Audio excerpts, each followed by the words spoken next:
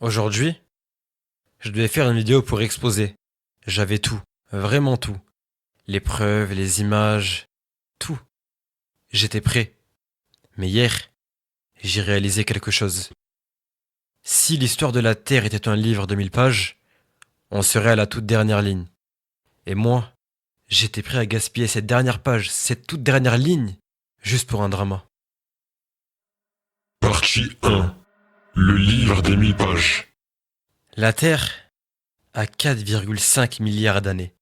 Si on transforme ça en 1000 pages, la vie y apparaîtrait vers la page 160. Et les dinosaures, eux, arriveraient qu'à la page 870. Et ils domineraient pendant 40 pages à peu près. Et nous, on arrive dans la dernière ligne de la dernière page. Toute notre histoire moderne tient à une poussière d'encre. Est-ce que vous vous rendez compte? Les conflits, les trahisons, les exclusions, les égos, ça ne représentera même pas un point dans notre livre.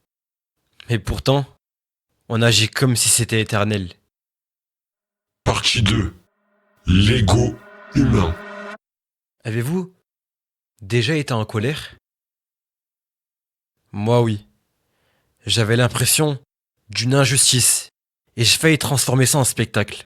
Parce que c'est facile. Le drama attire, le conflit fait cliquer, la vengeance donne l'illusion de puissance. Mais à l'échelle de 1000 pages, ça reste quoi? Une ligne? Non. Une poussière. On a en moyenne 75 étés, 75 hivers, 75 automnes, 75 printemps. Et j'ai failli gaspiller un de ces étés à nourrir quelque chose qui ne survivra même pas à l'année. Partie 3. La réalisation. Hier soir avant de dormir, j'ai compris un truc. La Terre a survécu aux astéroïdes, aux extinctions massives, aux ères glaciaires. Et moi, j'allais laisser mon énergie être contrôlée par quoi, exactement? Je vous repose la question. Et moi, j'allais laisser mon énergie être contrôlée par quoi exactement? On pense qu'on gagne quand on expose. Mais parfois, la vraie puissance, c'est de ne pas jouer. De ne pas exposer toutes ses cartes d'un coup. Le silence stratégique est plus fort que le bruit. Parce que quand tu refuses le drama, tu obliges les autres à se regarder eux-mêmes. Est-ce que toi, quand tu regardes ta face dans la glace, tu es fier de la personne que tu regardes? Je te pose la question. Partie 4. Message subtil. Certaines personnes devraient peut-être réfléchir, mais pas à moi, mais à leurs propres 75 étés. L'histoire retient rarement les conflits, elle retient l'impact, et chacun écrit sa propre ligne. Moi j'ai choisi d'écrire d'autres choses. Partie 5. Le miroir. On croit toujours que l'histoire est contre nous. On croit que c'est l'autre le problème. On croit qu'on est tous justifiés. Mais si l'histoire de la Terre était un livre de 1000 pages, aucun chapitre ne parlerait d'ego. Aucun chapitre ne parlerait de bannissement. Aucun chapitre ne parlerait de pouvoir temporaire. Tout ce qui reste, c'est ce que tu as construit toi, et pas les autres.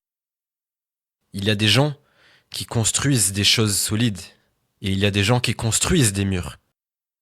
Le temps détruit les murs, mais il respecte les fondations.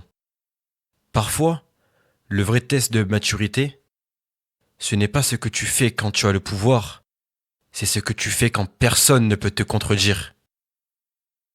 L'univers est immense, la Terre est ancienne, et pourtant, certains agissent comme si leur petite parcelle de contrôle était éternelle. Mais tout passe.